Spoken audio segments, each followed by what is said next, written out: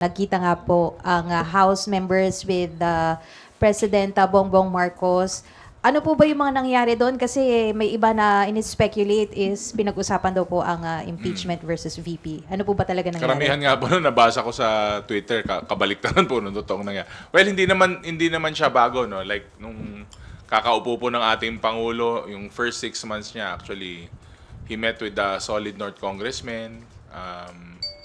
Last year, ang alam ko, we tried to schedule a meeting with the president, with the congressmen na parang salo-salo, not necessarily Christmas dinner lang. Hindi po natuloy. Siyempre, napaka-hectic naman po ng schedule. At napagbigyan po tayo ngayon. So basically, we arrived at around 6 p.m. in the evening. Tapos yung resolution po of support sa presidente na binigay po ng majority of the members. Basically, dinner, saka present po yung resolution, konting kwentuhan, then about an hour. Tapos kanya-kanyang uwi na po.